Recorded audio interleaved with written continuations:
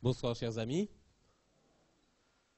nous voici déjà presque à la fin, puisque c'est l'avant-dernière soirée déjà, de notre séminaire sur le pardon et la réconciliation, où nous apprenons soir après soir combien il est possible d'atteindre ce qui aujourd'hui nous semble inaccessible.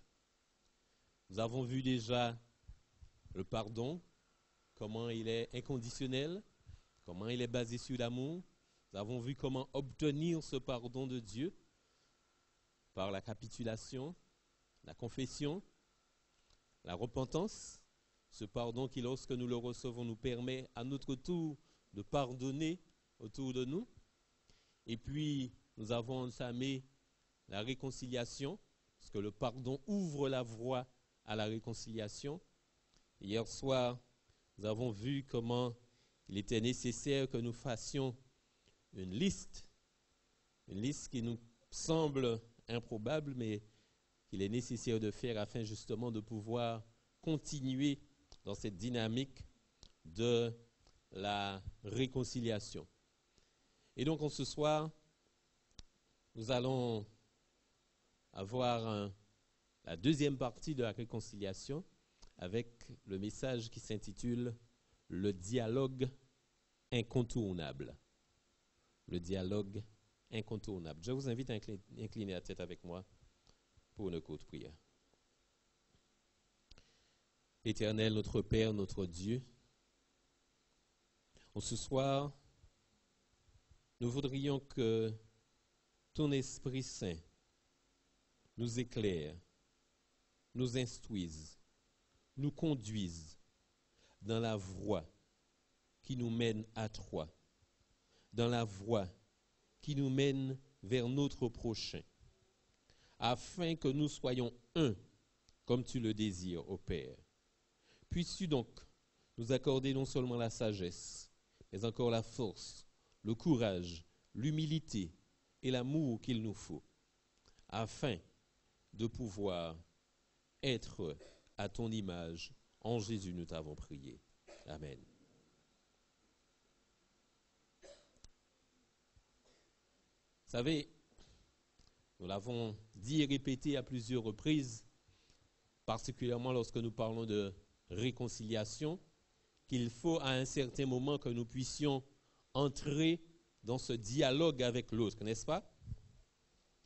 Ce soir, j'aimerais commencer justement en présentant ce qui nous arrive lorsque ce dialogue-là fait défaut. Ce qui nous arrive lorsque la réconciliation ne fait pas partie de nos priorités. Ce soir, nous allons voir quelques portraits de famille. En fait, il s'agit de la famille d'un homme, puisque toutes les personnes que nous allons voir lui sont quelque part liées, reliées. Il s'agit d'un homme que vous connaissez très bien, probablement pas sous ce jour-là, mais ça fait aussi partie de sa réalité. Nous allons dresser les portraits de la famille de David. Commençons donc par David le père. Dans 2 Samuel chapitre 3, versets 2 à 5, nous apprenons que David a eu 6 fils de 6 femmes différentes. 2 Samuel chapitre 3, versets 12 à 16 nous montre comment il a manigancé en quelque sorte avec Abner, l'un de ses généraux, pour pouvoir récupérer sa première femme, la fille de Saül, qui s'appelait Michal. 2 Samuel 11, versets 2 à 27, nous apprend comment il a fait tuer Uri pour lui prendre sa femme, Bathsheba. 2 Samuel 5, versets 13 à 16, nous dit qu'il a pris encore des femmes et des concubines qui lui donnèrent des fils et des filles. Ça, c'est le portrait de David le père. Voyons Amnon, le premier fils.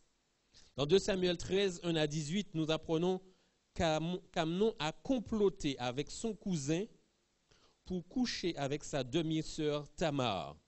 Il va finir par la violer, puis ensuite la chasser de chez lui. Passons à Absalom, le troisième fils. 2 Samuel chapitre 13 jusqu'au chapitre 19 nous raconte comment Absalom a assassiné son frère Amnon,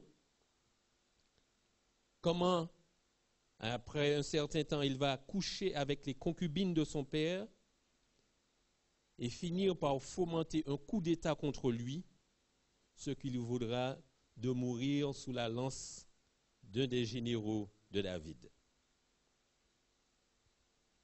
Adonijah, le quatrième fils. 1 Roi 1, versets 5 à 53, nous montre comment celui que David n'avait jamais réprimandé tente de s'emparer du trône que David avait promis à Salomon. Salomon, l'héritier du trône, 1 Roi 2, versets 13 à 25, nous apprend comment Salomon fait tuer Adonijah, celui qui avait voulu être roi, parce qu'il a demandé à Salomon de lui accorder pour femme Abishag, la dernière concubine de David. Et dans 1 Roi, chapitre 11, versets 1 à 3, Salomon, qui avait commencé son règne en demandant à l'Éternel sagesse et intelligence, finit par avoir 700 femmes et 300 concubines qui vont détourner son cœur de l'Éternel. Portrait de famille. Dans la famille de David, voyez-vous, on n'a pas su tisser des liens pour faire tenir la famille ensemble. On n'a pas su se parler, dialoguer pour pouvoir se pardonner et se réconcilier. On retrouve dans la famille de David tous les éléments déstructurants de la famille d'hier et d'aujourd'hui. Quels sont ces éléments? Une sexualité débridée, la violence, le ressentiment, la quête du pouvoir, la rivalité, l'égoïsme, et j'en passe.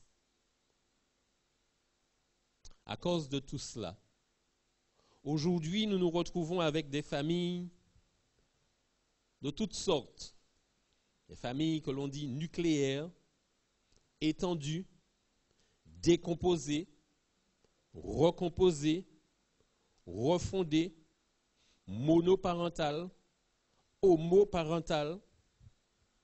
Et on retrouve dans ces familles-là différentes pathologies.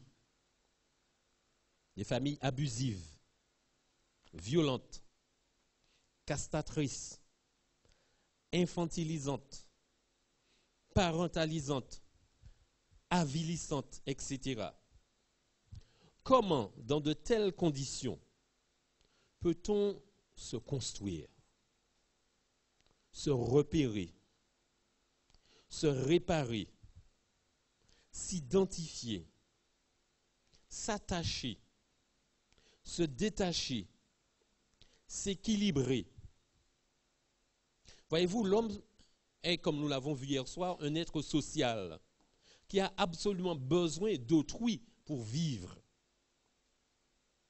Il a tellement besoin d'autrui qu'il arrive, hélas, que l'être humain préfère s'attacher à quelqu'un qui lui fait du tort plutôt que de se retrouver tout seul. Ce besoin viscéral de lien social fait que souvent, il se retrouve ainsi à tisser des liens qui l'emprisonnent, dans des relations morbides qui finissent parfois par le détruire totalement.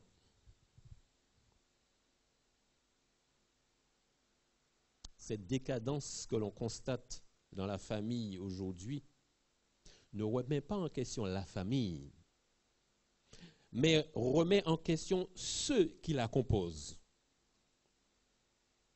Car ce n'est pas la famille qui fait l'homme, mais l'homme qui fait la famille.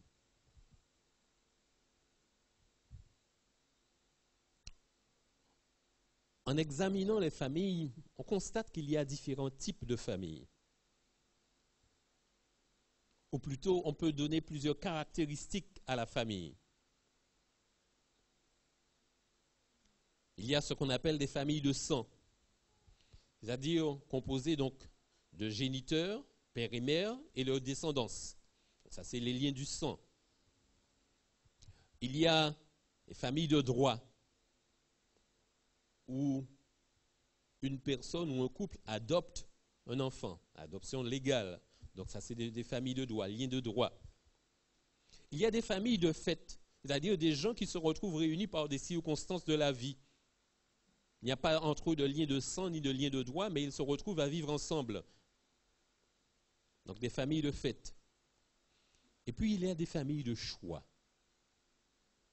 où les différents composants de la famille ont choisi d'être ensemble, ont choisi de vivre ensemble. Et dans ces différents liens familiaux qui existent, il se trouve que les liens de sang emprisonnent parfois. Il se trouve que les liens de droit contraignent souvent. Il se trouve que les liens de fait se font et se défont comme ils se sont faits. Il se trouve que les liens de choix se brisent, hélas. Mais il y a un type de lien qui fait tenir toujours ensemble. Un type de lien qui n'emprisonne pas, qui ne contraint pas, qui ne se défait pas, qui ne se brise pas. Ces liens-là, ce sont des liens de sens. Quand on vit dans une famille où on trouve un sens à vivre ensemble, alors ce sont des liens qui libèrent. Donc une famille, c'est un groupe de personnes unies par des liens qui peuvent être des liens de sang, des liens de droit, des liens de fait, des liens de choix, mais surtout par des liens de sens. Aujourd'hui, quelle que soit la composition, la décomposition, la recomposition actuelle de nos familles, de nos communautés ou de notre voisinage, Dieu veut et Dieu peut nous aider à en faire des familles ou encore des communautés de sens. C'est pourquoi il nous invite à ne pas rendre le mal pour le mal, mais à nous engager pleinement à vivre dans le pardon et la réconciliation. Dans Romains chapitre 12, versets 17 à 21, voilà ce que déclare l'apôtre Paul. Et je vous invite à lire avec moi.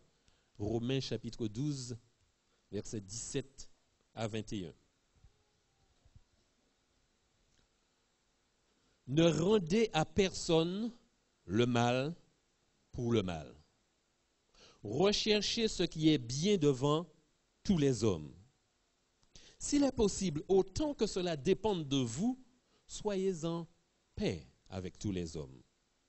Ne vous vengez point vous-même, bien-aimés, mais laissez agir la colère, car il est écrit « À moi la vengeance, à moi la rétribution, dit le Seigneur. » Mais si ton ennemi a faim, donne-lui à manger.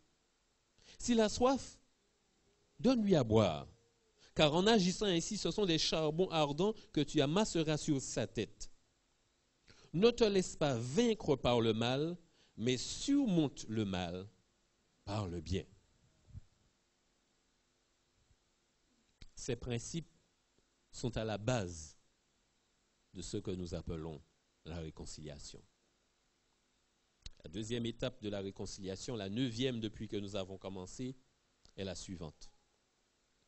Nous avons, autant que possible, fait amende devant ces personnes, c'est-à-dire celles dont nous avons établi la liste hier soir, n'est-ce pas? Nous avons autant que possible fait amende devant ces personnes, sauf quand cela aurait fait du tort à eux ou à d'autres. Le principe de la réparation se trouve dans la Bible. Nous allons lire 2 textes qui nous le montrent. Lévitique chapitre 6, versets 1 à 7. Lévitique chapitre 6, versets 1 à 7. L'Éternel parla à Moïse et dit: lorsque quelqu'un péchera et commettra une infidélité envers l'Éternel, en mentant à son prochain, au sujet d'un dépôt, d'un objet confié à sa garde, d'une chose volée ou soustraite par fraude, en niant d'avoir trouvé une chose perdue, ou en faisant un faux serment sur une chose quelconque de nature à constituer un péché. Lorsqu'il péchera ainsi et se rendra coupable, il restituera la chose qu'il a volée ou soustraite par fraude, la chose qui lui avait été confiée en dépôt, la chose perdue qu'il a trouvée, ou la chose sur laquelle il a fait un faux serment. Il la restituera en son entier, y ajoutera un 5e et la remettra à son propriétaire le jour même où il offrira son sacrifice de culpabilité. Il présentera au sacrificateur en sacrifice de culpabilité à l'Éternel pour son péché un bélier sans défaut, pris du troupeau d'après ton estimation. Et le sacrificateur fera pour lui l'expiation devant l'Éternel et il lui sera pardonné, quelle que soit la faute dont il se sera rendu coupable. Lévitique chapitre 6, versets 1 à 7. C'est pas cela? Pardon? Lévitique chapitre 5. Ah, j'ai dû me tromper alors. J'ai noté 6. Un instant. On va vérifier.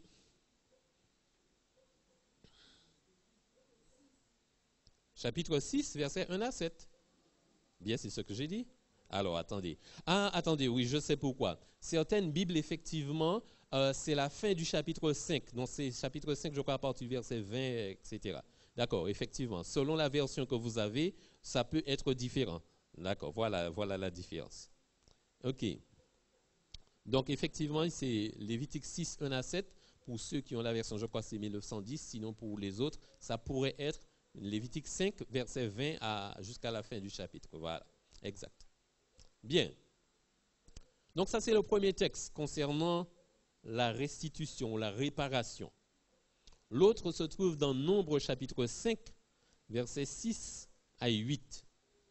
Nombre chapitre 5, versets 6 à 8. Et voilà ce qui est dit. Parle aux enfants d'Israël. Lorsqu'un homme ou une femme péchera contre son prochain en commettant une infidélité à l'égard de l'Éternel et qu'il se rendra ainsi coupable, il confessera son péché et il restituera dans son entier l'objet mal acquis en y ajoutant un 5e. Il le remettra à celui envers qui il s'est rendu coupable. Jusque-là, c'est pareil à ce que nous avons lu précédemment. Mais le verset 8 ajoute quelque chose d'intéressant. Il nous est dit, s'il n'y a personne qui ait droit à la restitution de l'objet mal acquis, cet objet revient à l'Éternel, au sacrificateur, outre le bélier expiatoire avec lequel on fera l'expiation pour le coupable. Ainsi donc, nous voyons que l'Éternel a pris le soin d'inculquer à son peuple le principe de restitution ou de réparation lorsqu'une offense a été commise.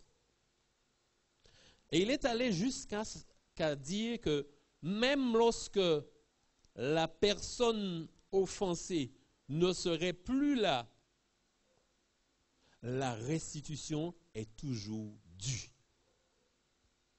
La réparation est toujours due.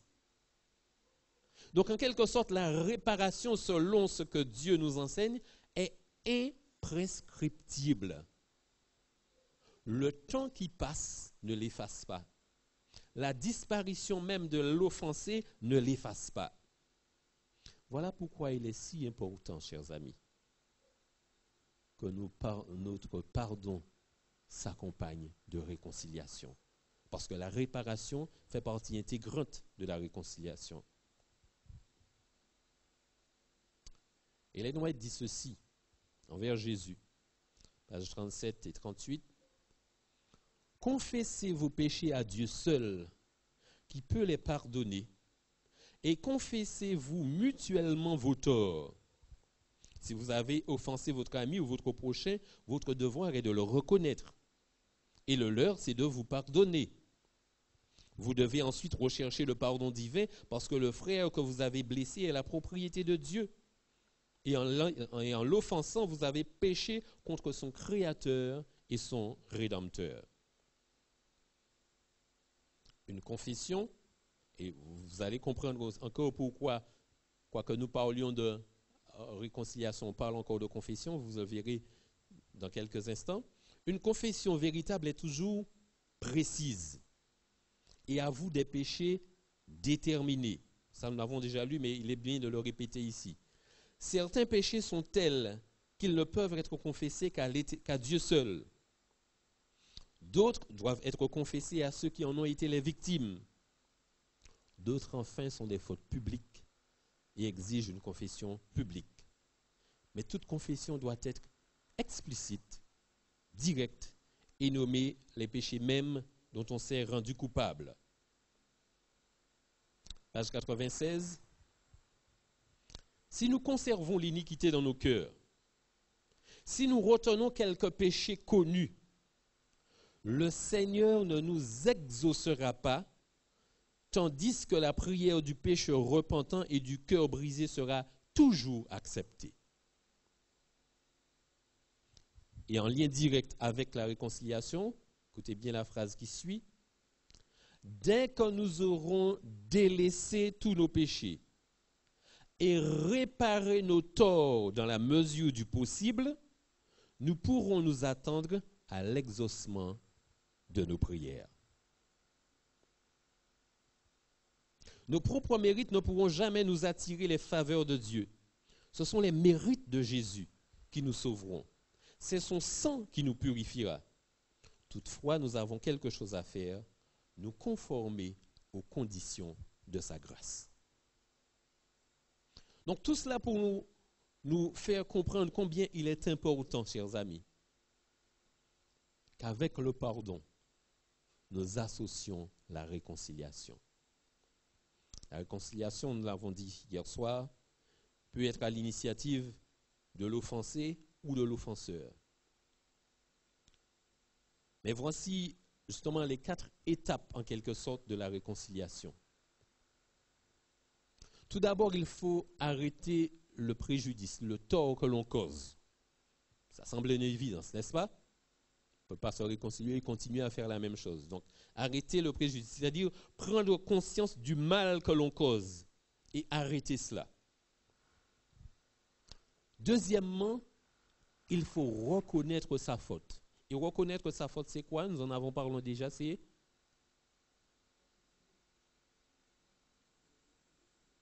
lorsqu'on le reconnaît sa faute devant celui que l'on a offensé. La confession. Bien sûr, et cette confession est importante.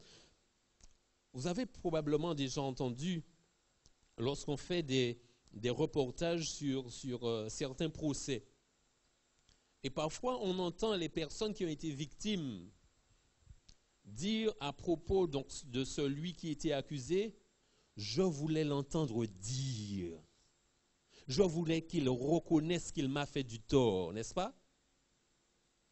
Donc, reconnaître sa faute, c'est important non seulement pour celui qui se confesse, mais c'est important aussi pour celui qui a subi le tort. Parce que voyez-vous, justement, le mal est tel que parfois, il arrive que la victime se tienne pour responsable du tort qui lui a été commis. Mais lorsque le coupable reconnaît sa faute, alors cette personne peut être libérée. Donc arrêter le préjudice, donc comprendre conscience du mal que l'on cause, ensuite reconnaître sa faute et après réparer le tort commis. Et c'est justement cette réparation, cette restitution qui permet de restaurer les liens qui ont été brisés. Vous savez, depuis Sabbat matin, justement, nous avons parlé de combien il était difficile, voire impossible, pour un humain sans l'aide de l'Esprit Saint de pardonner. Et c'est pourquoi si souvent nous entendons cette phrase « je pardonne, mais je n'oublie pas ». Pourquoi? Parce qu'il y a quelque chose qui a été brisé et que cela ne peut être réparé. Alors justement, lorsque l'on répare, lorsque l'on restitue, lorsque l'on compense, alors cela permet de réparer les liens brisés. Et les liens brisés, lorsqu'ils sont réparés, lorsqu'ils sont restaurés, alors cela permet à la relation non seulement de revivre, mais lorsque les choses sont bien faites, justement, d'être encore plus fortes qu'elles ne l'étaient auparavant. Et puis, quatrième étape, c'est qu'il faut donner des garanties. Quelle garantie peut-on donner? Simplement la garantie de la promesse, de la parole donnée, c'est-à-dire la repentance. Décider de ne plus recommencer. Donc voyez-vous, dans la réconciliation, il y a bien des éléments justement du pardon. Nous avons dit que pour pouvoir nous approprier le pardon, celui qui est l'offenseur, pour s'approprier le pardon, nous avons dit qu'il fallait qu'il se confesse et qu'il se repente. Or, ces deux éléments, nous les trouvons dans la réconciliation. C'est pour montrer combien ces deux choses sont intimement liées et associées. Parfois, on ne se contente que de faire cela, confession et repentance. Et on omet la réparation. Et c'est parce qu'on omet la réparation qu'il est si difficile, justement, de renouer les liens. Parce que, voyez-vous, c'est la réparation qui permet de cadrer les choses. Puisque, humains que nous sommes, pour pouvoir fonctionner les uns avec les autres, il nous faut de cadrage. Le principe d'amour nécessite qu'il y ait des lois, comme nous l'avons vu, n'est-ce pas? Et même Dieu nous le montre, puisque lorsqu'il dit, par exemple, dans Ézéchiel 36, verset 26, « Je vous donnerai un cœur nouveau. Je mettrai en vous un esprit nouveau. Je mettrai mes lois dans votre cœur. » Pourquoi fait-il tout cela? Si ce n'est pour nous cadrer, n'est-ce pas? Pour restaurer le lien brisé. Mais voyez-vous, ce que Dieu peut faire parce qu'il est Dieu, d'accord? Lorsqu'il nous propose la réconciliation, il peut, si nous le lui permettons, nous transformer. Moi, je ne peux pas transformer mon frère, ni lui ne peut me transformer, n'est-ce pas? Donc il faudrait que ce soit moi qui m'engage, qui me repente. Et avec la volonté, la grâce de Dieu, j'y parviendrai, n'est-ce pas? Mais il est nécessaire qu'au moins que cette étape-là soit faite, celle de la réparation, celle de la restitution, pour que le lien brisé puisse commencer à se guérir, à se restaurer, à se rétablir. Voilà pourquoi la réconciliation est si importante. J'aimerais revenir un instant sur une partie de la déclaration de l'étape de ce soir qui disait que nous devons nous amender devant ces personnes, sauf quand cela aurait fait du tort à eux ou à d'autres. Pourquoi cela est-il dit ici? Parce que voyez-vous, la réconciliation, c'est un processus très délicat. Et là encore, je parle d'humain à humain. C'est un processus très, très délicat. Et il faut parfois savoir attendre le moment opportun pour entamer une démarche de réparation.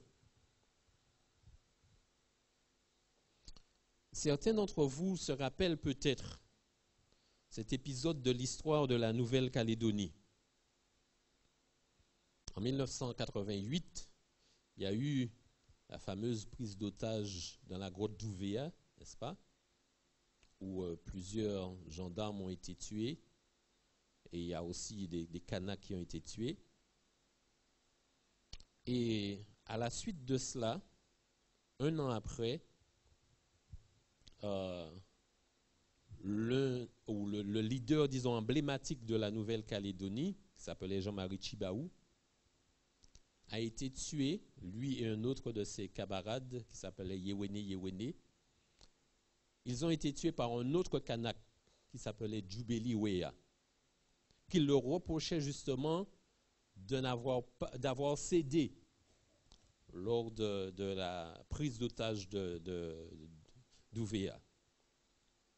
Et cet homme lui-même qui a tué ces deux hommes, il a été tué par les gardes du corps de Jean-Marie Tjibaou.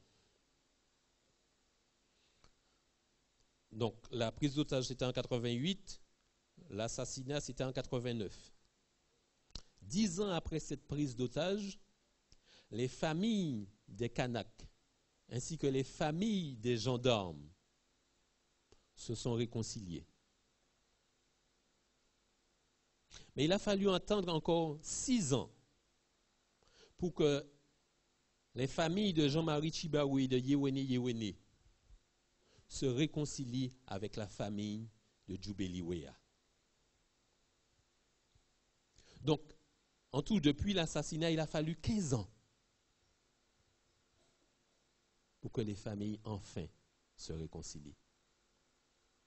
Parfois, voyez-vous, celui qui a subi le préjudice n'est pas prêt à entrer dans une telle démarche.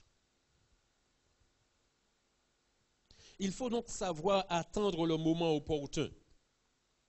Il faut parfois faire intervenir un intermédiaire, un médiateur, pour pouvoir préparer les gens à cela. Parce que ce n'est pas chose facile. En l'occurrence, là, il s'agissait de mort d'homme. Parfois même, lorsqu'il n'y a pas de mort d'homme, c'est tout aussi difficile. En fait, plus les liens sont proches entre les offenseurs et les offensés, plus la réconciliation, la réparation est difficile. Parfois, la démarche de réparation, lorsqu'elle est entamée, peut causer plus de souffrance qu'elle n'en apaise.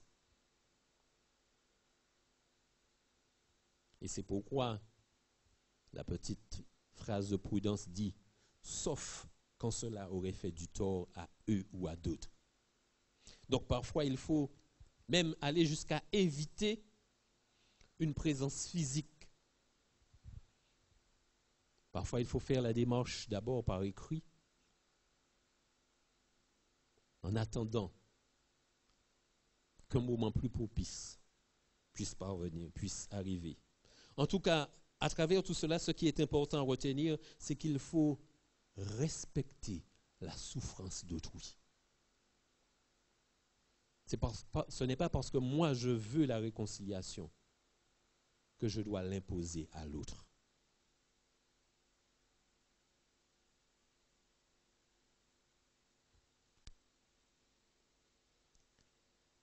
Au cours de la semaine, la question a été posée: est-ce qu'on doit rechercher la réconciliation ou la réparation si l'affaire remonte à longtemps? Et celui qui avait posé la question était allé même jusqu'à dire si la personne est décédée. Comme nous l'avons vu tout à l'heure à travers les deux textes que nous avons lus dans Lévitique et dans Nombre, et particulièrement celui de Nombre, la réparation est imprescriptible. C'est-à-dire qu'il faut toujours passer par cette étape-là, quel que soit le moyen utilisé. Voyez-vous, celui qui est offensé, généralement, souffre. Si c'est quelque chose, si l'offense a été quelque chose de physique, il y a une douleur physique ou peut-être un choc émotionnel, mais même après que cette douleur physique ou ce choc émotionnel se soit estompé, il y a une souffrance morale qui s'installe. Et cette souffrance morale perdure tant qu'elle n'a pas été apaisée. Et rappelez-vous, depuis sabbat matin, nous l'avons dit, que le temps ne guérit pas les blessures du cœur, pas plus qu'il ne répare les meubles brisés. Voyez-vous, parfois, ces gens justement qui souffrent, d'autres qui les voient ainsi traîner leur souffrance, leur disent, mais depuis tant, pourquoi finir et puis ça? Mais ils ne peuvent pas.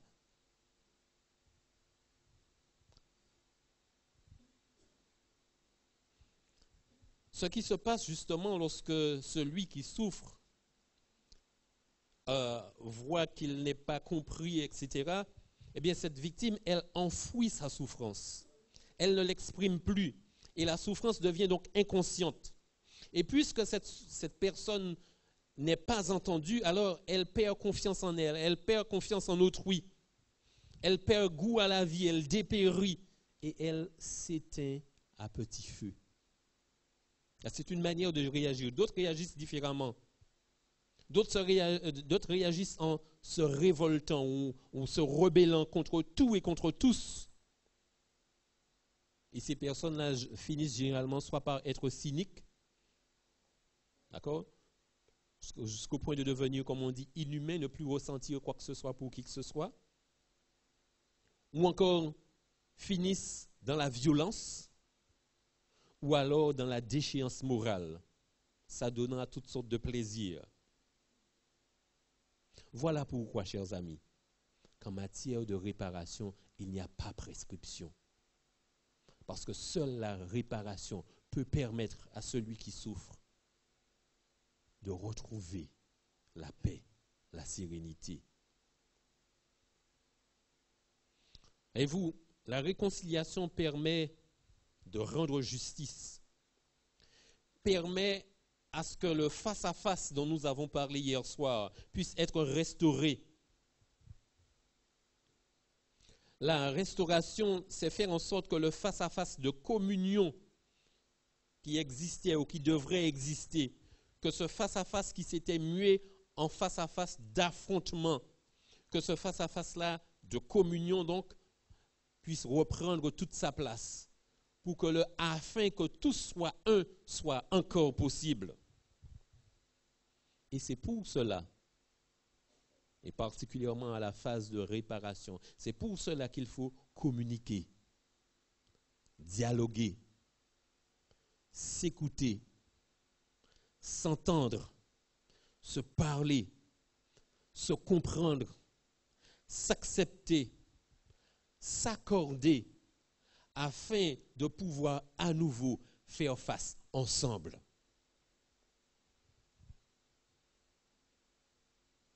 La réparation, nous l'avons dit et nous le répétons, c'est la partie la plus délicate. Parce que voyez-vous, à l'étape de la réparation, il ne suffit pas que l'on donne quelque chose en compensation. Comme ça peut arriver parfois, qui dit, bon, je t'ai offensé, ben voilà, je te donne ça. Non, ça ne suffit pas.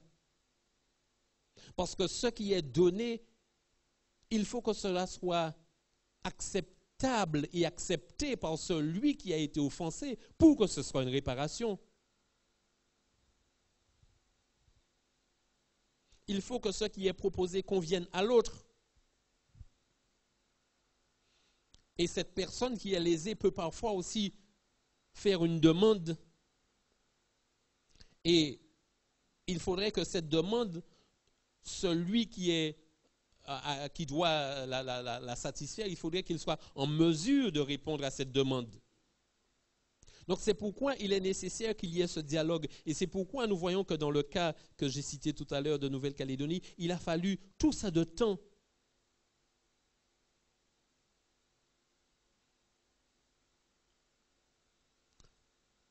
Donc, pardonner et se réconcilier, c'est un travail de longue haleine auquel nous ne saurions parvenir si nous ne sommes pas animés de l'Esprit de Dieu.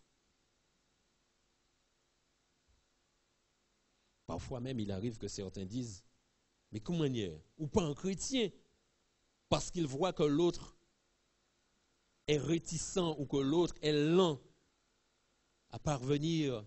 Mes chers amis, rappelons-nous que tout chrétien que nous sommes humains, faibles et pécheurs.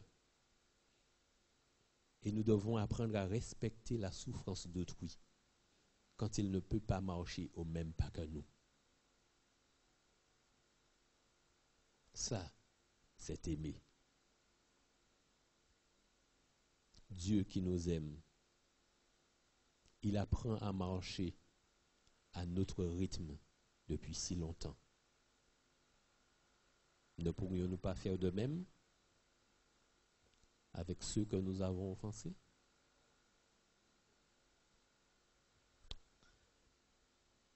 Le dialogue, il est nécessaire.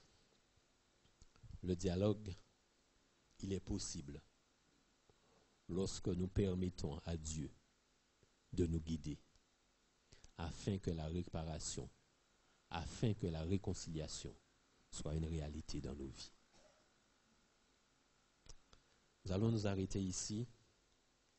Je vais ouvrir la période des questions, de l'échange. J'ai reçu quelques questions.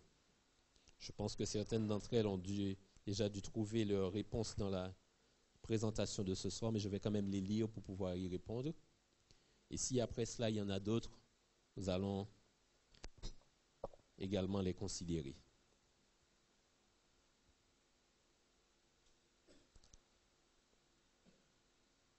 Alors, je prendrai celle-ci en premier, qui nous dit, après 30 ans, est-ce qu'il faut revenir en arrière pour pardonner?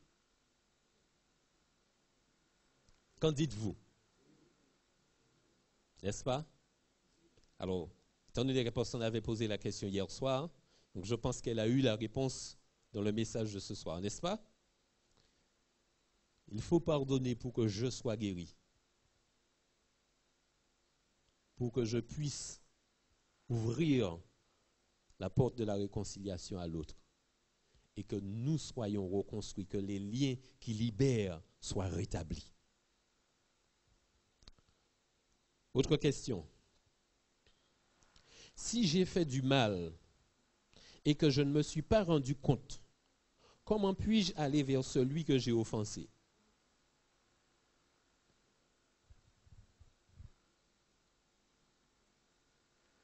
Si j'ai fait du mal et que je ne m'en suis pas rendu compte, effectivement, il me sera difficile, voire impossible, d'aller vers celui que je vais offenser, n'est-ce pas? Cependant, il est fort possible que celui que je vais offenser vienne à moi. Et à ce moment-là, il ne faudrait pas que je m'enfouille la tête dans le sable. Ça veut dire qu'il faut toujours être prêt à entendre l'autre, à écouter l'autre, être ouvert au dialogue pour pouvoir considérer non pas simplement mon point de vue qui ne suis pas conscient de ce que j'ai fait, mais pour pouvoir entendre l'autre, entendre son point de vue et faire le nécessaire pour que la paix puisse revenir.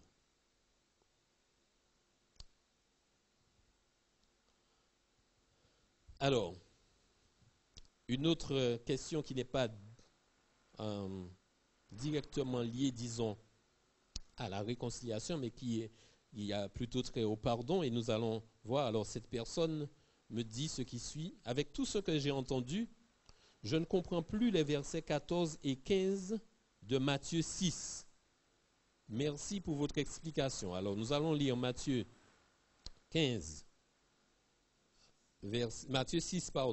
versets 14 et 15, afin de pouvoir expliquer ce qui est dit ici. Matthieu 6, versets 14 et 15. Si vous pardonnez aux hommes leurs offenses, votre Père céleste vous pardonnera aussi. Mais si vous ne pardonnez pas aux hommes, votre Père ne vous pardonnera pas non plus vos offenses. Lorsque Jésus dit « si vous pardonnez aux hommes leurs offenses », qu'est-ce qui fait que nous pardonnons aux hommes leurs offenses? C'est après avoir reçu le pardon de Dieu que nous pardonnons aux hommes leurs offenses, n'est-ce pas? Donc, si nous ne pardonnons pas aux hommes leurs offenses, qu'est-ce que ça veut dire? Que je n'ai pas reçu le pardon de Dieu. Donc, si nous relisons le texte en disant cela, si vous n'avez pas reçu le pardon de Dieu, votre Père céleste ne vous pardonnera pas. Ça veut dire quoi? Simplement que Dieu nous offre le pardon. Mais ce pardon qu'il nous a offert, nous sommes libres de l'accepter ou de le refuser. Lorsque nous l'acceptons, que nous pardonnons à ceux qui nous ont offensés, tout va bien, n'est-ce pas? Mais lorsque nous refusons le pardon de Dieu, nous ne sommes pas en mesure de pardonner à autrui. Donc nous ne pouvons nous accaparer le pardon de Dieu. Donc en fait, ce n'est pas le fait que je pardonne qui conditionne le pardon que Dieu m'accorde. Le fait que je pardonne, c'est la conséquence du pardon que Dieu m'a accordé. Ce n'est pas la cause, ce n'est pas parce que j'ai pardonné que Dieu va me pardonner, n'est-ce pas? Il ne faut pas confondre la cause et la conséquence. Donc en fait, ce que j'ai à faire en tout premier lieu, c'est d'accepter le pardon de Dieu, ce qui me permettra de pardonner à autrui. D'accord? Donc, ce n'est pas contraire à ce que j'ai dit, n'est pas contraire à ce qui est dit ici. Je vais prendre simplement encore deux textes. Un que j'ai déjà mentionné ici, Romains 5, verset 8. Mais Dieu prouve son amour envers nous en ce que lorsque nous étions encore des pécheurs, Christ est mort pour nous. Donc Dieu n'a pas attendu que nous pardonnions pour que lui, il nous pardonne. Et puis Ézéchiel 33, verset 11, où Dieu déclare, ce que je désire, ce n'est pas que le méchant meure, mais c'est qu'il change de conduite, qu'il se repente et qu'il vive. N'est-ce pas? Donc Dieu nous pardonne. Dieu est bien disposé envers nous. D'ailleurs, Jésus lui-même le dit à un certain moment lorsqu'il dit à ses disciples, je ne vous dis pas que je prierai le Père pour vous, car le Père lui-même vous aime. N'est-ce pas? Donc ce n'est pas le fait que je pardonne ou pas qui va conditionner le pardon de Dieu à mon égard. C'est le fait que j'accepte ou pas le pardon de Dieu qui va conditionner que je pardonne à autrui et que je continuerai justement à bénéficier du pardon qu'il m'a offert. Donc j'espère avoir ainsi répondu à la personne qui a posé cette question. Revenons donc à ce que nous avons vu ce soir. Y aurait-il des questions?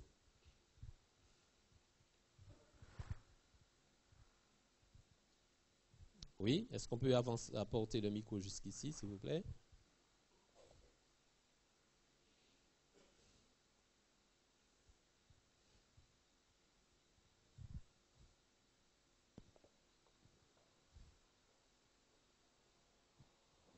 Donc tu me diras si je me trompe. D'après ce que tu as dit ce soir, il me semble que la démarche de pardon, de réparation et de réconciliation peut être une démarche aléatoire, source de frustration, de part et d'autre si elle est mal engagée. Est-ce que l'intérêt pour les parties ne serait pas de rechercher un environnement ou un terrain favorable, en recherchant dans un premier temps donc, la présence de Dieu par l'intermédiaire de l'Esprit Saint? Parce que sinon, on ne s'en sort pas. On ne sait jamais donc, quel est le moment favorable. Et a priori, donc, on risque de faire plus de dégâts que de bien. Est-ce que cette démarche-là n'est pas celle qu'il faudrait donc, engager, à la fois, si c'est l'offenseur, prier pour que Dieu donc, soit celui qui l'aide dans sa démarche, et prier pour que l'offenseur soit prêt donc, à recevoir l'offenseur. Oui, absolument. Comme nous l'avons dit, en fait, tout vient de ce que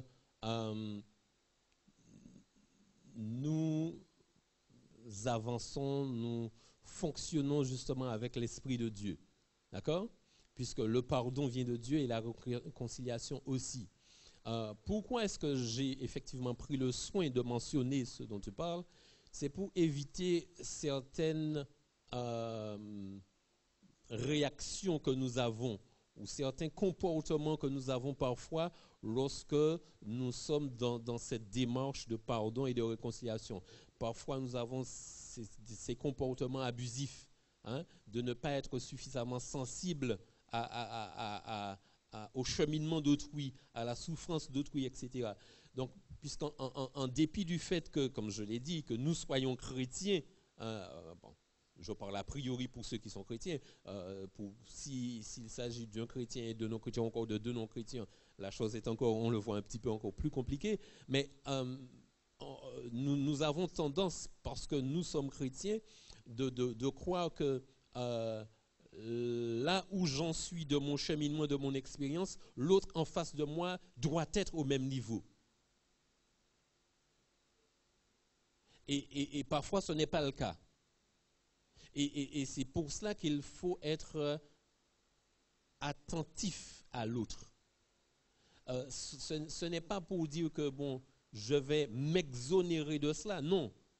Puisque nous avons vu que la réparation est imprescriptible. Il ne faut pas s'exonérer de cette démarche-là. Mais il faut y aller avec précaution. D'accord? Et comme tu le dis, effectivement, si nécessaire, et le plus souvent c'est nécessaire, utiliser un médiateur qui va préparer en quelque sorte les deux parties à cela. Parce que qu'est-ce que nous voulons au bout du compte? C'est que les liens soient rétablis. Mais un lien brisé ne se rétablit pas comme cela du jour au lendemain. Lorsque la confiance a été perdue, elle ne se rétablit pas comme cela du jour au lendemain. D'accord? Oui. Alors, je pose la question si c'est un défaut ou une qualité. Je n'éprouve pas de ressentiment quand on m'a fait du tort. C'est quand même curieux. J'ai été offensé, on a dit du mal, ou peu importe. Le soir, je me couche, enfin avant de me coucher, je prie Seigneur, bon, il y a ce problème-là, ce frère, bon, bref, je te le présente, et puis voilà, libère-moi. Et puis je me réveille le lendemain matin comme s'il en était, bon, le frère, je n'ai pas de sentiment contre lui, je le vois, je le salue comme s'il était, comme s'il était passé. Alors je pose la question, alors ça je l'ai remarqué depuis le fait, c'est vrai que j'ai eu de l'autre épreuve pendant quelques années, et puis ça m'a taillé à... Voilà, donc je vis, et c'est depuis que mon médecin m'a dit que j'ai un cœur de jeune homme, que je pourrais vivre jusqu'à 120 ans, que je ne m'emballe pas avec les affaires de la vie. Alors le frère, m'a fait du tort, bon, je le comprends, on m'a pardonné, et puis il avait continué. Je n'ai pas de ressentiment, je n'ai pas de remords. C'est quand même curieux. Alors là, c'est parce que c'est un défaut, c'est une qualité. Alors, le pardon, nous l'avons dit depuis ce matin, le pardon guérit la personne, et tant mieux, Dieu soit loué, puisque ça te permet de rester jeune. Simplement, la question qu'il faudrait peut-être se poser, c'est qu'en est-il de l'autre?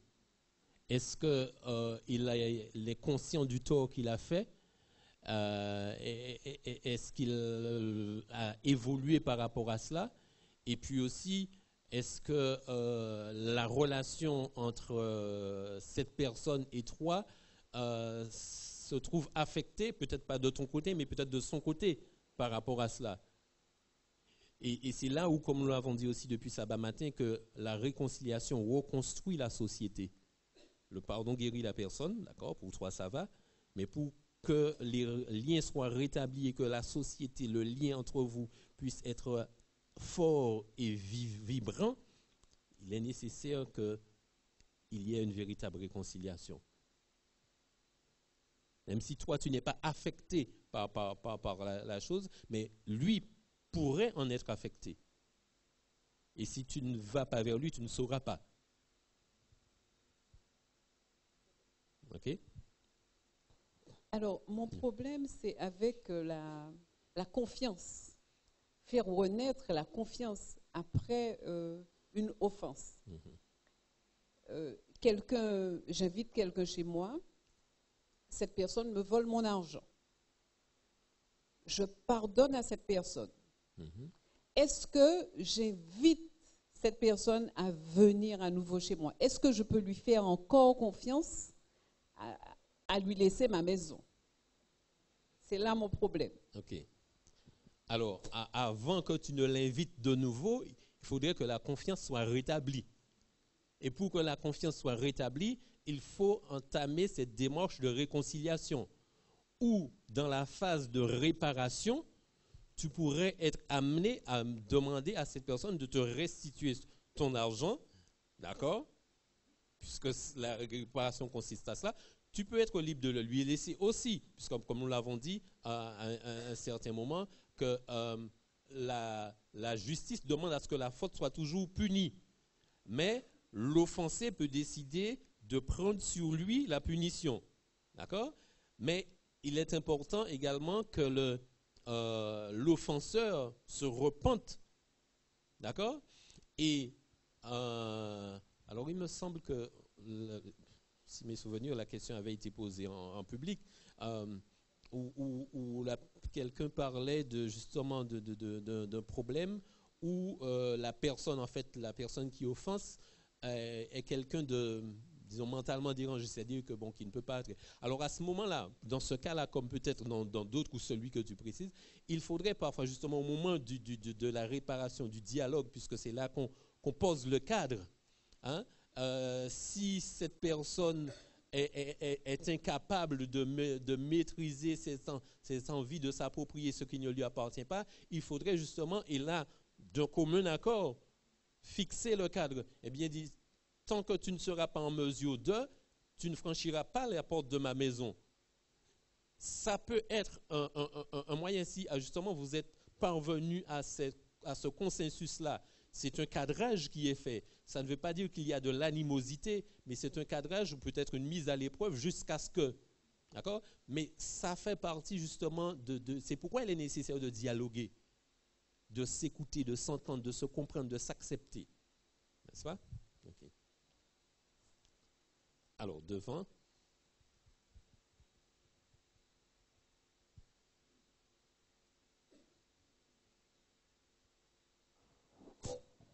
Alors, j'ai deux situations, c'est pas, je peux les faire les deux en même temps. L'une après l'autre, ce sera peut-être plus clair pour vous. Alors, j'ai eu à aider quelqu'un, un homme d'à peu près 35 ans à peu près, qui battait sa femme. Je ne sais pas si ça compte dans le sujet où nous sommes là. Et il est conscient qu'il bat sa femme. Il n'est pas sûr exactement pourquoi. Mais après, il retourne toujours, demande pardon, des excuses. Je ne vais plus le faire encore. Tu es la personne que j'aime le plus, etc. Blablabla. Et elle pardonne. Honnêtement, pardonne, l'accepte et tout. Mais il recommence encore. Et encore, il recommence. Il pleure, il se met à genoux. Elle part chez sa maman. Il va la chercher. Elle retourne et il recommence encore. Alors, comment gérer cette histoire? Est-ce que le pardon, je ne sais pas moi, je n'arrive pas à comprendre ça. Ah, c'est la réconciliation. Elle est honnête, elle aime son mari. Et lui, il dit qu'il aime sa femme, mais alors, ça okay. C'est mon premier. Alors, là, il est clair que cette personne a besoin d'aide. Cette personne a besoin d'être accompagnée. Cette personne a besoin d'être guérie de ce mal qui la ronge. D'accord? Donc, lorsque nous sommes à l'étape de réparation, donc de dialogue, encore une fois, c'est là où il faut placer des cadres. D'accord? Puisque pardonner, nous l'avons dit, c'est inconditionnel, d'accord. Mais dans le processus de la réconciliation, il faut que les deux parties sortent satisfaites. D'accord? Donc, reprenons l'exemple que nous avons donné de Dieu. Dieu, il nous pardonne, il nous offre la réconciliation, mais il nous donne des conditions. Je veux que ma loi soit dans ton cœur. D'accord? Il veut que nous soyons de nouvelles créatures pour que nous ne recommencions pas ce que nous avons l'habitude de faire, n'est-ce pas? Comme je l'ai dit, Dieu est Dieu et il peut, lorsque nous lui permettons, nous transformer. Mais moi, je ne peux pas transformer autrui. Mais si je peux aider autrui, cette personne a besoin d'aide peut-être de professionnels pour pouvoir évoluer. D'accord? Donc, il faut l'accompagner en ce sens.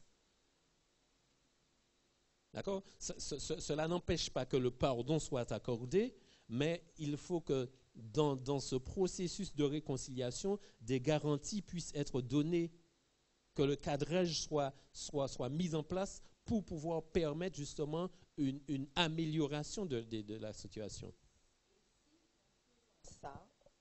Si en faisant ça, cet homme-là continue à faire ça, est-ce que la femme doit continuer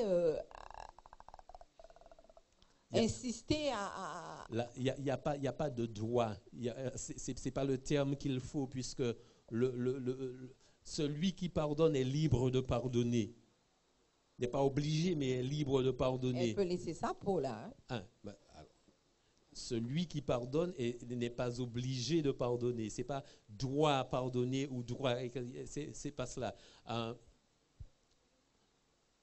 Chacun, justement, doit, et comme on l'a dit tout à l'heure, peut-être que dans cette situation, il faudrait justement de médiateurs, de quelqu'un d'extérieur qui a un regard peut-être plutôt neutre pour pouvoir conseiller un petit peu les deux personnes à avancer. Si, bon, comme tu sembles le dire dans le cas, il y a violence au point qu'il y a risque pour l'intégrité physique, il serait préférable, effectivement, qu'à un certain moment, il y ait une séparation pour éviter que l'on arrive jusque-là.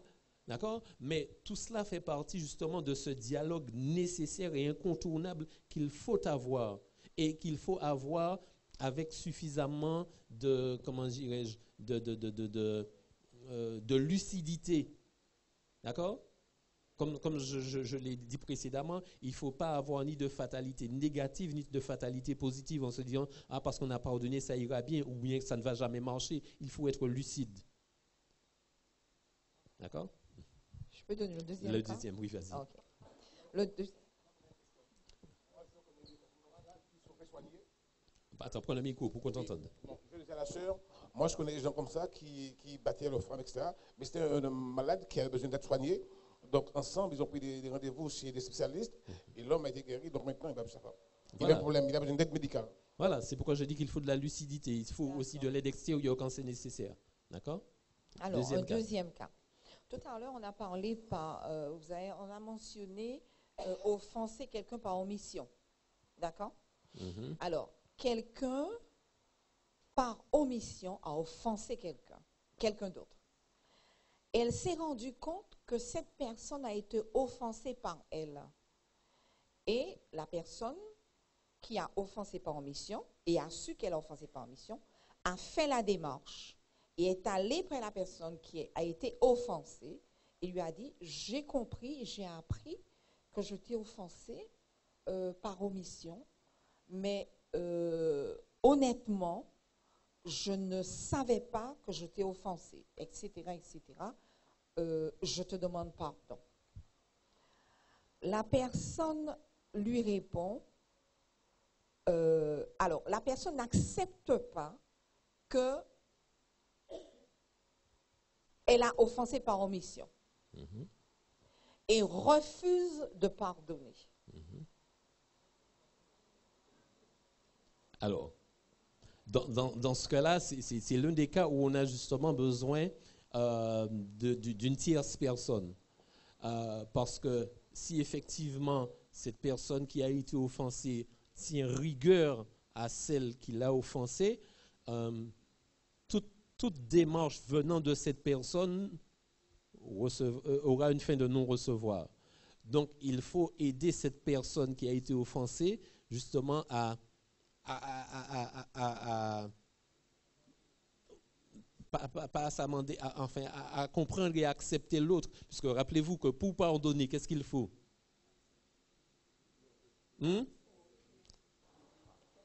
Et pour pardonner, il faut d'abord aimer. D'accord? Et aimer, c'est-à-dire accepter l'autre tel qu'il est, puisque c'était. Donc, effectivement, la personne qui a fait la démarche de pardon ne peut plus rien faire d'autre, puisque celle qui doit pardonner n'est pas prête à pardonner. Donc, il faut que cette personne fasse ce cheminement avant qu'elle soit en mesure. Et la personne qui est l'offenseur ne peut pas être la personne qui l'aide à faire ce cheminement. Donc, il faut d'une tierce personne pour pouvoir aider dans la situation. Oui. Il me semble avoir vu une main de ce côté avant qu'on ne revienne par là. Non? Il n'y avait pas une main par là? Bon, sinon, tu donnes aux frères ici. Ah, ok, alors, vas-y.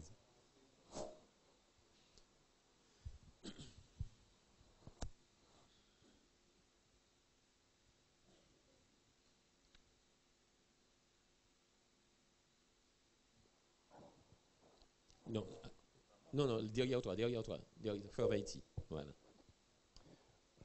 Alors, moi, j'entends tout ce qui est dit, et je pense que ça serait encore plus clair, sans prétention, si on pouvait entendre que derrière l'offense, il y a une souffrance.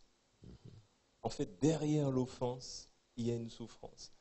Et le cas qui vient de nous être présenté, je pense que, malheureusement, quand on parle d'omission, dans la vie de tous les jours, effectivement, on peut mal agir même s'en rendre compte. Dans notre façon de parler, parce que c'est comme ça qu'on parle à la maison. Mais l'autre en face, c'est pas comme ça qu'on parle chez lui. Il peut être blessé par cette façon de parler, et là, on l'a offensé. Il s'agit bien d'une offense, puisqu'on on l'inscrit, on l'a fait rentrer dans une souffrance. Il souffre, en fait, de cette façon dont on s'est adressé à lui. L'autre, effectivement, pour lui, c'est normal. C'est comme ça qu'on lui a toujours parlé. Maintenant, effectivement, il est bon, dans le dialogue, comme tu l'as dit, d'amener l'autre à comprendre. Mais surtout, il faut le lui dire. Il faut aller le rencontrer et lui dire, là, dans cette façon de t'adresser à moi, j'ai beaucoup souffert. L'autre sera surpris, mais il faut aussi qu'on accepte que l'autre a souffert. Je pense que si on comprend que derrière l'offense, il y a une souffrance, et puis accepter d'entendre la souffrance de l'autre, ne pas minimiser, ne pas dire « bon, c'est rien, c'est pas grave, ça ». Non, il faut accepter, entendre, et aller jusqu'au bout, tant que l'autre purge, et qu'il y a cet abcès purulent qui s'épanche, il faut être là pour entendre et accepter, effectivement, oui, c'est moi qui ai causé cette souffrance. Je crois que c'est là qu'on n'est pas forcément prêt à se situer. On n'est pas toujours prêt à accepter qu'on a causé du tort, de la souffrance chez l'autre. Oui, alors justement, c'est une problématique qui se pose aux deux entités, l'offenseur comme l'offensé. Parce que la manière dont tu poses la problématique, c'est dans le cas où justement où l'offenseur ne serait pas prêt à entendre qu'il a offensé par omission, etc. Et d'accord, donc il faut qu'il soit prêt à entendre cela. Alors qu'elle présentait la problématique dans l'autre sens, où celui qui a été offensé n'accepte pas que l'offense a été commise par inadvertance. D'accord, et donc il faudrait que là aussi on soit prêt à entendre l'autre. D'accord ? Et quand il n'est pas possible que, comme la Bible le dit, hein, entre toi et lui seul, quand ce n'est pas possible entre toi et lui seul, qu'est-ce qu'il faut faire ? Prendre un témoin, prendre une tierce personne, prendre un médiateur pour faire en sorte que le cheminement soit fait pour que les deux parties puissent se rapprocher. D'accord ? Oui. Alors, quand j'entends tout cela, je me dis que, en fait, est-ce que réellement la parole de Dieu, c'est une puissance? Parce que c'est un petit peu ce que la Bible nous montre lorsqu'il parle depuis la création, que Dieu restaure à travers sa parole, Dieu guérit avec sa parole, Dieu conduit par sa parole. Et quand j'ai tendance d'entendre que certaines personnes, à un moment bien précis, qu'il faudrait les visiter lorsqu'ils sont en problème, parce que peut-être qu'ils ne sont pas prêts à recevoir le pardon, comme si nous savons combien de temps il nous reste à vivre sur la terre, qu'est-ce qui peut se passer entre-temps.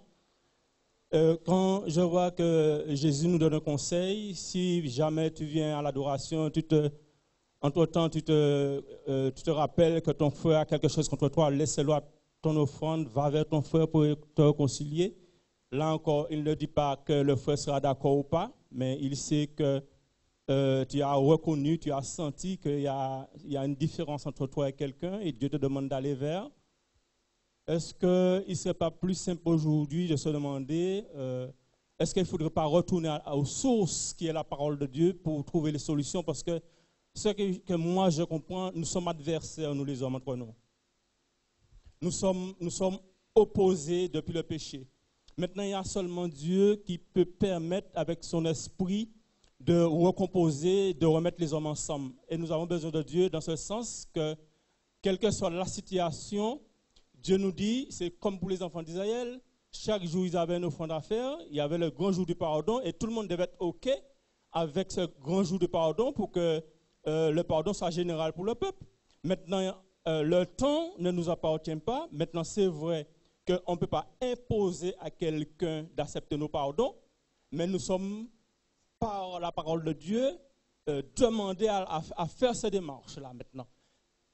Et je dis que peut-être je suis naïf. Maintenant, la personne ne nous a pas reçus. Nous avons cette possibilité qui est la prière, de demander à Dieu de permettre que l'autre à côté puisse comprendre les choses, parce que c'est un combat spirituel, ce combat-là. On veut la raisonner, on veut servir de psychologue, toutes sortes de choses. Mais je dis attention, parce que si l'homme avait le moyen, avec tout ce qu'ils ont comme possibilité aujourd'hui, il n'aurait pas eu tant de guerres partout. Les hommes ne seraient pas tant à s'entretuer, parce que ça ne manque pas les psychologues, ça ne manque pas les réconciliateurs, ça ne manque pas, il y a des hommes qui sont payés pour ça, et pourtant, les hommes sont un problème. Nous avons besoin que de la parole de Dieu. Et si je suis persuadé que si nous mettons cette parole en pratique que Dieu nous a donnée dès le départ, nous n'aurons pas de ce problème-là. Bien, alors la parole de Dieu est puissante, elle l'a toujours été, elle le demeure, elle le sera toujours. Seulement, Dieu qui nous a créés libres ne nous forcera jamais à faire ce que nous ne voulons pas faire. D'accord? Et ainsi, rappelez-vous que Jésus a répondu à ses contemporains à un certain moment que, à propos du divorce notamment, que c'est à cause de la dureté de votre cœur que Dieu a permis cela, n'est-ce pas?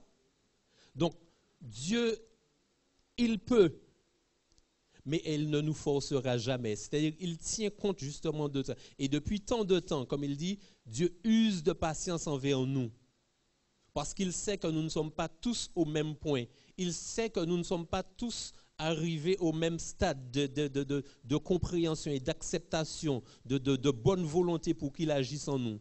Donc si Dieu use de patience envers nous, ne devrions-nous pas nous aussi user de patience envers notre frère ou notre sœur? Je ne peux pas exiger de mon frère ou de ma sœur, même si nous professons la même foi, même si nous venons adorer au même endroit, je ne peux pas exiger de lui qu'il soit au même point de son cheminement spirituel comme moi.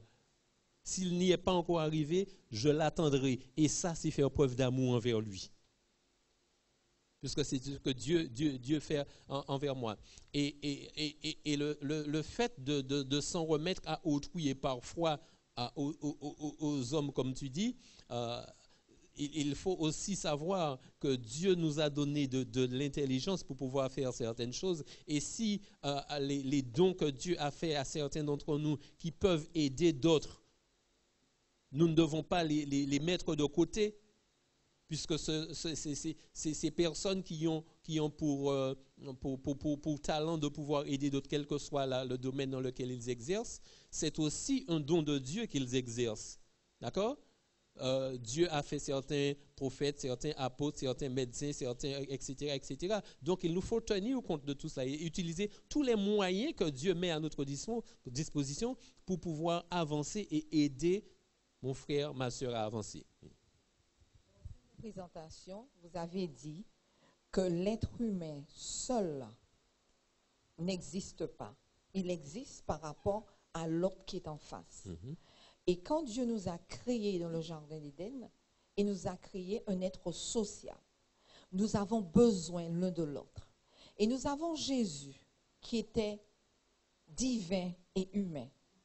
Dans le jardin de Gethsémani, juste avant que son dernier combat sur la terre, il a demandé à ses disciples, veillez et priez avec moi. Et chaque fois qu'il allait, les disciples étaient en train de dormir. Il a dit, vous n'avez pas su veiller 1 heure avec moi? Jésus était divin. Il était en train de passer le cheminement, le dernier cheminement le plus dur de sa vie. Et il avait ressenti ce besoin de fraterniser, ce besoin humain de soutien, d'encadrement pour l'accompagner dans ses derniers pas sur la terre. Si lui, étant divin, fils de l'homme, il avait besoin des disciples, qui sommes-nous, pécheurs, complètement humains, de nature pécheresse, pour ne pas avoir besoin l'un de l'autre? C'est vrai, la base, c'est la Bible, c'est la parole de Dieu, la base, c'est Dieu, la base, c'est Jésus, mais nous sommes encore humains et nous avons besoin l'un de l'autre. On ne peut pas vivre sans les autres. C'est impossible. Absolument. Et avant de prendre la dernière remarque, qui sera celle du pasteur. Tu avais demandé la parole? Non, le pasteur. J'aimerais aussi rappeler justement que quand Dieu nous dit d'abord d'aller vers notre frère pour chercher le pardon, et que si Dieu lui-même constate que parfois, entre deux, ça ne peut pas marcher, c'est parce qu'il nous connaît. S'il faut un deuxième, un troisième, etc., c'est parce qu'il nous connaît et qu'il sait que nous ne sommes pas tous au même niveau. Et sur le chemin que Jésus, comme nous avons eu l'occasion de le présenter, nous ne sommes pas tous au même point. L'important, c'est que nous soyons sur le chemin. D'accord? Et permettons-lui de nous atteindre là où nous sommes. 2 Corinthiens chapitre 5, versets 17 à 21. Dans ce contexte, il semble que la réconciliation, c'est un ministère. C'est-à-dire, ça a besoin plus de 2 personnes. C'est un ministère, et c'est pourquoi s'il y a quelqu'un pour aider dans ce ministère, un spécialiste ou des spécialistes, ça peut aider les 2 personnes à arriver à la réconciliation. Mais aussi, nous trouvons en verset 20 une expression très importante. Nous vous en supplions. C'est-à-dire, ce n'est pas facile. Supplions au nom de Christ, soyez réconciliés. La réalité, ce n'est pas facile. Mais il y a 2 choses à la base, c'est l'amour et l'humilité. Et voici dans le même contexte, Jésus était l'exemple d'humilité.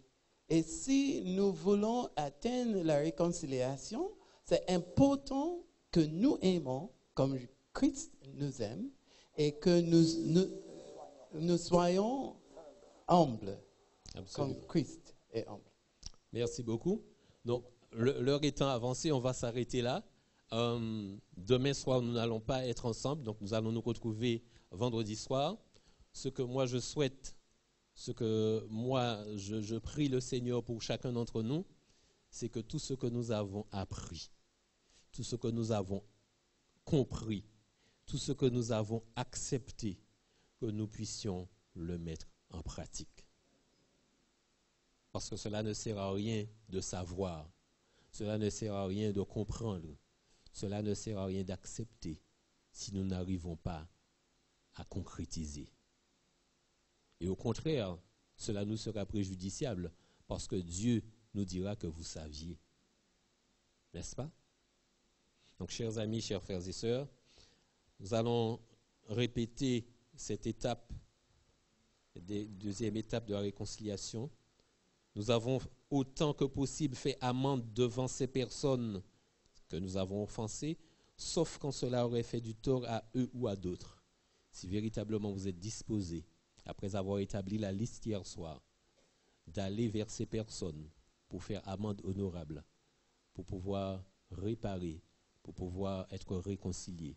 Je vous invite à le faire. Vous savez, la réconciliation, en fonction justement des situations, peut être plus ou moins facile. Et à ce moment-là, ce qu'il faudrait faire, c'est commencer peut-être avec la situation la plus facile. Et une fois qu'on aura, on sera parvenu à une réconciliation dans cette situation facile, on aura peut-être certainement un peu plus de courage et aussi un peu plus d'expérience pour pouvoir aborder la situation suivante. Et avec l'aide de Dieu, petit à petit, aller jusqu'au bout de notre liste. Mon vœu, ma prière, c'est que chacun d'entre nous, véritablement nous engagions dans ce processus-là. Si tel est votre désir, si telle est votre décision, je vous invite à répéter avec moi cette phrase que nous mettrons au singulier. Autant que possible, je fais amende devant ces personnes que j'ai offensées, sauf quand cela aurait fait du tort à eux ou à d'autres. Sauf quand cela aurait fait du tort à eux ou à d'autres. Et dans le cas de la fin de la phrase, comme nous l'avons vu dans Nombre, parlons à Dieu. Faisons avec lui la réparation et il nous indiquera le moment, l'opportunité pour aller vers l'autre. Si vous êtes véritablement engagé avec ce que vous venez de dire, je vous invite à vous tenir debout et nous allons ensemble prier pour que Dieu nous accompagne.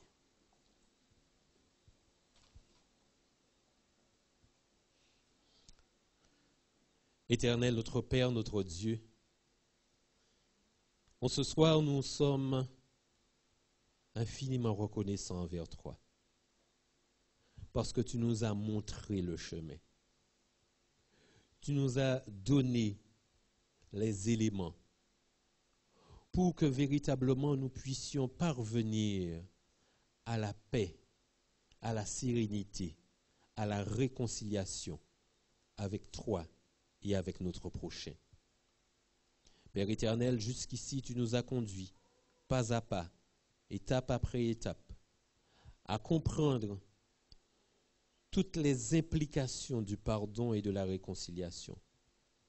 Et maintenant que nous sommes arrivés pratiquement au bout de ce processus, nous voudrions, Père, que cela devienne une réalité dans nos vies. Nous sommes faibles, nous sommes vacillants, mais Père éternel, avec toi, nous pouvons y arriver et nous y arriverons. Nous nous présentons tels que nous sommes, afin que tu nous laves, tu nous purifies, tu nous fortifies, et qu'ainsi, qu'avec ta grâce, avec ton esprit, nous puissions aller, que nous puissions offrir le pardon, que nous puissions offrir la réconciliation à tous ceux qui autour de nous en ont besoin, pour que nos liens soient rétablis. Non plus des liens qui nous emprisonnent, mais des liens qui nous libèrent et qui nous permettent de vivre pleinement heureux et afin que nous soyons tous un. Père éternel, merci d'avoir entendu, d'avoir exaucé notre prière que nous t'avons présentée au nom de Jésus et ainsi que toute gloire te revienne. Amen. Que Dieu vous bénisse, qu'il vous garde. Et comme je l'ai dit tout à l'heure, nous n'allons pas avoir de rencontre demain soir, mais nous nous retrouverons vendredi soir avec un sujet qui a pour titre « La démarche inévitable ». La démarche inévitable. Que Dieu vous accompagne.